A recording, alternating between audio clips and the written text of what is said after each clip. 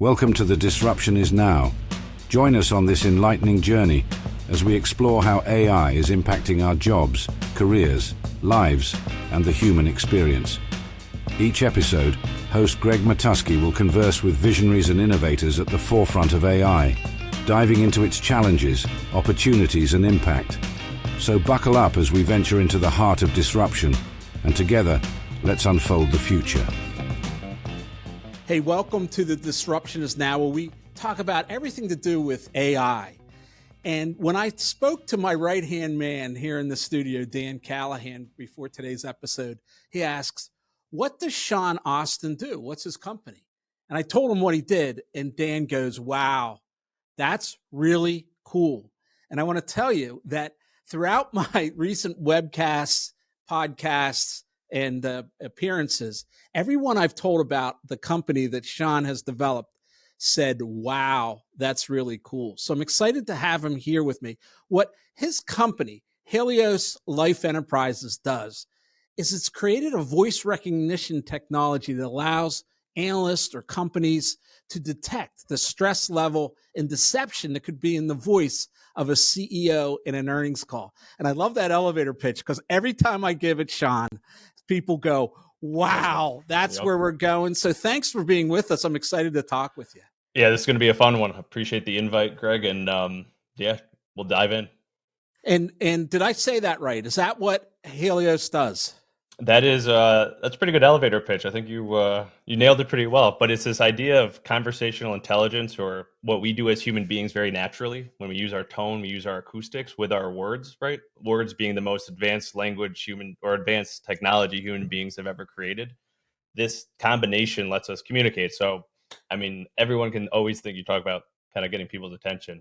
You can always think of like 100 personal examples, from silly like sarcasm to things like somebody frantically with a newborn baby raising their voice because their stress, comes out, and they're maybe searching on the web, and they could say, I need something, I don't know what's going on. And you can detect this, right? At a consumer commerce level.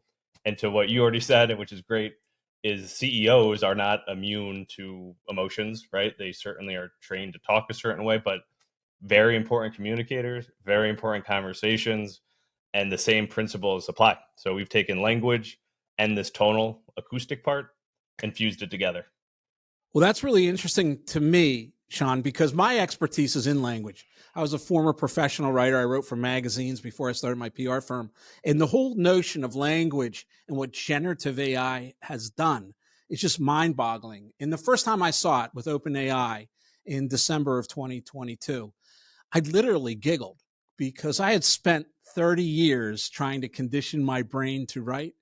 And when I saw it put together all the data for me that I didn't have to worry about the verbs or the syntax, it was all done for me. I realized, man, what a gift, what a tool that I could start using for others. I'll tell you one thing that I've used your company as an example many times since we first met a couple months ago. And that is, people say, well, isn't AI going to put us out of work? Isn't it going to put financial analysts out of work because it can analyze data so well? Isn't it going to put writers out of work? And I always bring up what you're doing, and I say, look, it's going to give us so many different measures and abilities that we don't have now, that I think what's going to happen is a whole ecosystem of different tools that we can use to probe further, to learn more. And in this case, right, that's exactly what you've done for the world of investor relations and investing. And that's exactly how we describe it as well. So this whole I'm afraid of the AI certainly is something we run into, and you nailed it on the head. It's easy, I guess, to sell that in a way across the space, anywhere, any finance or non. But we use the same idea as you're supercharging your capabilities, just like mobile phones, right? Help me go faster on emailing because I don't have to go to my computer. I can call somebody, and you could call me, and we could talk about something on the go, right? That's where I think this has gone, where everyone now is a programmer because everyone has English or whatever language they're typing in.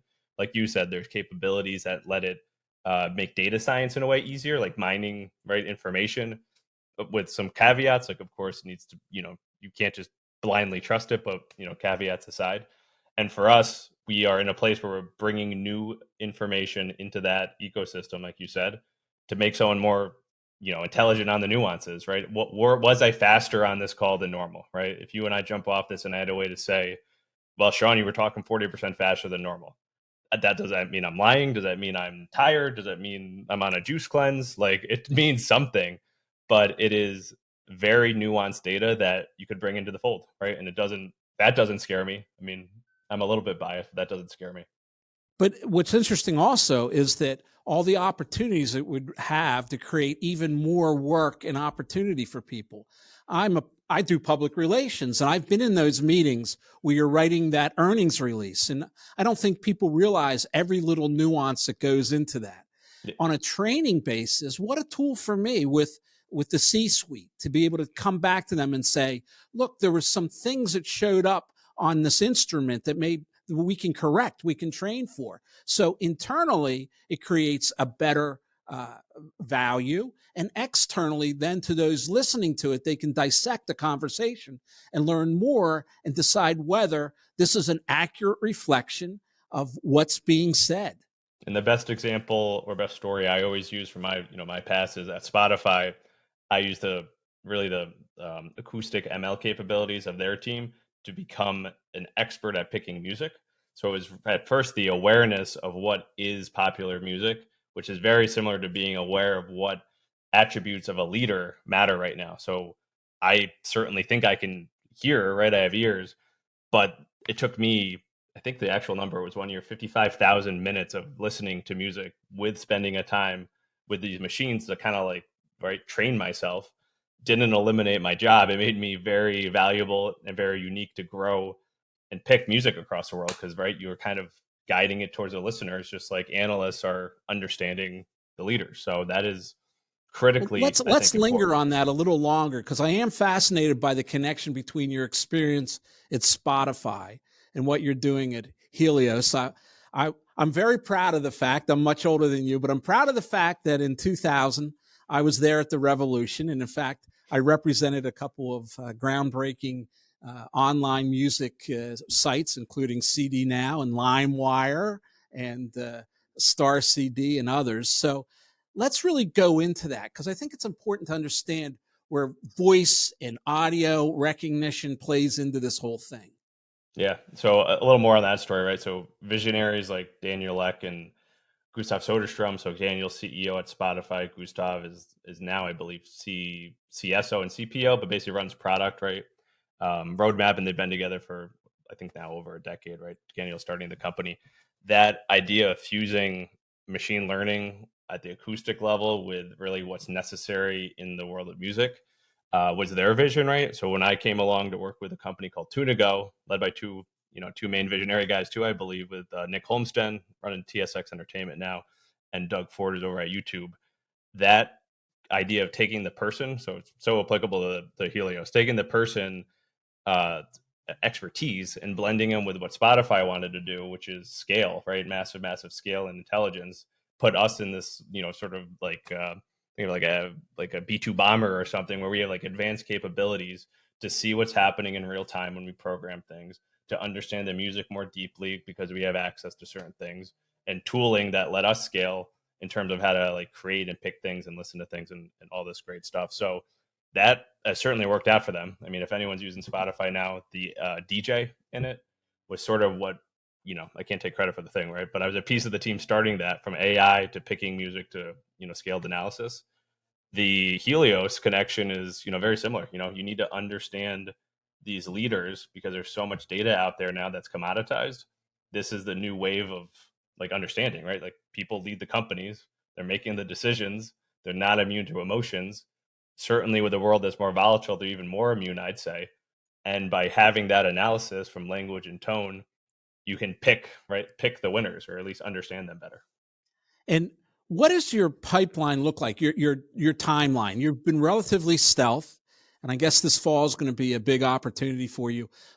Are you looking at other markets? I think of political debates. I look at political speeches, State of the Union.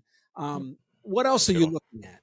Yep. So correct. I mean, to date, we've focused on the most hardcore, in terms of size, in terms of systematic capabilities, hedge funds. So you can think of them as data hungry, big algorithms essentially, right? Doing their trading. That gives you validation. That gets you have a test bed. It also proves a really hard sales cycle for anyone selling to massive hedge funds. It's not too easy. Long cycles and very high bar. Where we see the huge piece, and this is back to like the human reality or the human component to all of this, right? Is a big push around the fall of getting a product out to investor relations teams. And I think you've seen it, Greg. You actually saw the early prototype, maybe. But now this is starting to get into the hands of key innovative IR teams who want to do what we kind of are talking about exactly, right? What I mentioned at Spotify. So they can know their CFOs talking faster than they'd like, which is faster than the baseline. They can know that their words are overly positive, which is a signal to the street that this may not be as transparent as you think, because word choice matters. And you certainly could use like a ton of positive words consciously or subconsciously. But all these different characteristics of the call can now empower the IR teams post call to get smarter, better, and basically better communicators, right, from their events that they cover and promote. So, yeah, Well, that's a big piece of where we're going. I'd like to hear from you. How do you use personally generative AI? What have you found it to help with on a personal level, and what captivates you in Bard or Claude or OpenAI and Bing? I will say I have no affiliation, but big Claude fan for testing these out. It seems to have some unique um, token limit, of course, characteristics, but just Claude 2 is a great. I think they're all pretty good, but I think Claude stands out. But And how we're using why it, is that? Why do you think Claude stands out? I mean, their approach with this trying to remove some of the biases is something I don't know all the technical details, but that seems like an advantage, sort of call it like validation or some level of transparency seems to help. The token limit actually is very technical. Like that is a clear input sort of output feature that's been very helpful, right? So we've used so I've used it actually personally to answer your question. Personally, I've used these systems, Claude being the most usable on coding again, which is I think really weird because actually I heard Daniel Ek say the same thing. Is there's a junior, a developer at my disposal now, and I have a technical background, but I haven't kept up with it. Right now, it's like I can make prototypes myself. I can start. I am actually developing something every day, which has not been the case pre GPT. I was not writing more than a Excel macro or something, but now this is actually like web development to help me test ideas, help me, basically just move faster. Honestly, which has been Well, it's fantastic. interesting. This morning, I was in a conversation with a team member here, and we were looking at it, and we were looking at what we could do. We had developed a product called Write Release, which helps anybody write a news release online. It's free. It's called writerelease.com. It's formatted and templated. We had put in 70 different kinds of news releases. And then when it asks you what kind of news release you'd want to write, it actually has pre-written prompts within it. I shouldn't say prompts, questions that you need to fill out. So if it's an earnings release, a capital raise release, whatever, it changes its being, its substance to meet that need, right? And so I said to this individual, I said, if I had to do it over again, I think I would have just created one prompt, one Yep. long prompt that Yep. would act like your news release writing assistant, right? And that would put you through the same steps, but it wouldn't have been templated.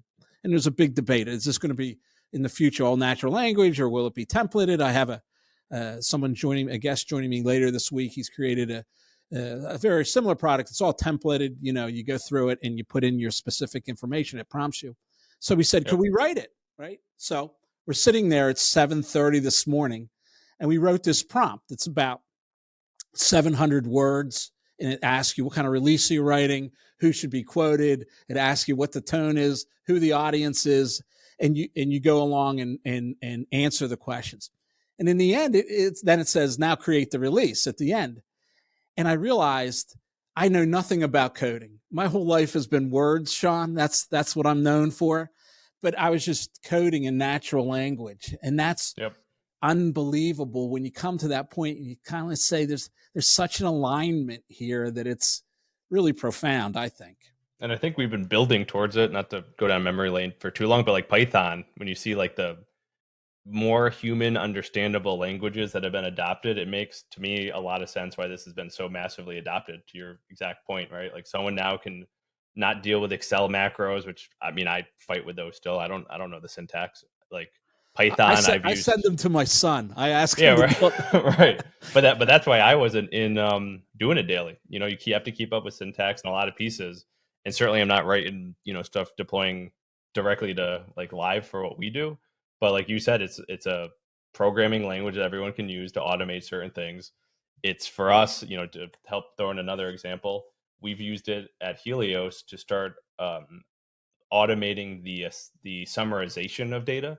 So if you can describe your data, which I mean you can do that in language too, right? But you describe your data, then your systems can try to describe it in a scaled way. So instead of hiring like a junior or mid-tier analyst or something like that, you can have these systems describe the data, and we have it make summarizations for us. Like, what does it mean that you're 40% faster? Well, it can look at what that historically has meant for you. It could look at your benchmarks. Like, it's a very powerful, I think, BI tool that we're now using in our product. Well, I want to thank you for being with us, but I also want to thank you for giving me this case study that I've used over and over again, because again, no problem. When people ask me for specifics, this is one that really jumps off the page and excites people when they hear it. I am involved in IR, and a lot of IR professionals have told me that's a differentiator. They immediately say, that's something I could differentiate my practice and take to my clients and really give value for. And the other side, I gave a webinar recent for some chartered financial analysts, and they were dumbfounded, literally, because their whole world was, how is this going to take my job away from allowing other people to do data analysis more quickly? And when I countered and said, no, there's going to be tools that come to you that you're going to be able to show value in ways you've never showed before. And they go, what? And I said, well, watch this company, Helios Life Enterprises, because it's going to be out there in a dramatic way. And I just think there's so many applications, and I want to thank you for that. I look forward to seeing the product when it's available this fall. Is that right? Yep. This fall, we'll do it with a couple major announcements. We're going to weave in there, but by October 1 is the idea. All right. Terrific. We'll be looking for it, and we'll be looking for you to help transform how we invest and how we help our clients become better communicators. So good show. Absolutely. This podcast is a production of Gregory FCA. If you enjoyed our discussion today and want to continue exploring the transformative power of AI, please check out more episodes and subscribe wherever you listen to podcasts.